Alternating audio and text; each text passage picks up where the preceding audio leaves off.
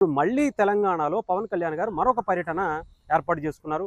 19వ తారీఖు జనసేన పార్టీ కార్యాలయం ఉండబోతుంది. అంతేకాదు దానికన్నా ముందు రేపు రేపు కూడా పవన్ కళ్యాణ్ గారు వరంగల్లో పర్యటించబోతున్నారు.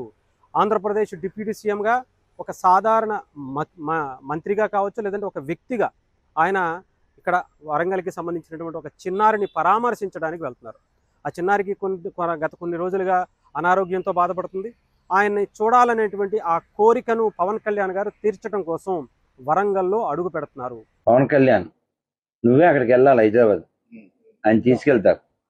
గతంలో కూడా చాలా సందర్భాల్లో చూసాం. అటు ఖమ్మం జిల్లాకి సంబంధించి కావచ్చు, అటు నల్గొండ అనేక మంది, ఆఖరికి వరంగల్లో కూడా యాసిడ్ దాడి జరిగినటువంటి ఆ మహిళ మీద కూడా పవన్ కళ్యాణ్ గారు అప్పట్లో వెళ్ళి పరామర్శించినటువంటి పరిస్థితి కూడా కనిపించింది.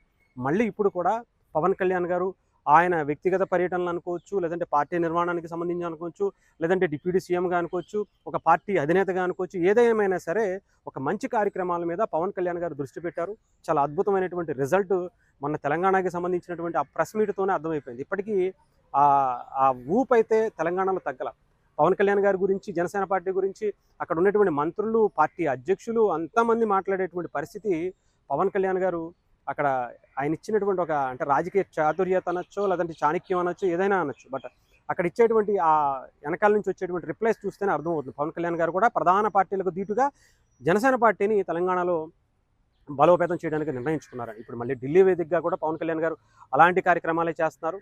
మేము ఎక్కడికైనా వెళ్తాం, ఇది భారతదేశం, ఇది మా అయ్య అందరయ్య జాగీర్, ఇది ఇక్కడికి ఈ భారతదేశంలో ఉన్నటువంటి ఏ ప్లేస్కైనా సరే మేము వెళ్ళి తిరిగి మాట్లాడి పోటీ చేసేటువంటి హక్కు మాకు ఈ భారత రాజ్యాంగం, ఈ దేశం మాకు ఇచ్చినటువంటి హక్కుగా ఆయన ఢిల్లీ వేదికగా ప్రకటించినటువంటి పరిస్థితి కూడా కనిపించింది. సో అంతేకాదు వరంగల్కి సంబంధించినటువంటి ఇష్యూ, ఆ చిన్నారిని గతంలో ఒక సోషల్ మీడియాలో కూడా చూశారట.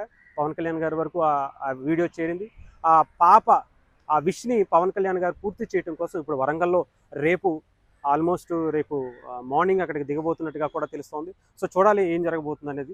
రేపైతే ఆ పాపను కలిసి పవన్ కళ్యాణ్ గారు అక్కడ ఏమన్నా మాట్లాడతారా, పార్టీ నాయకులతో ఏమన్నా చర్చిస్తారనేది చూడాలి.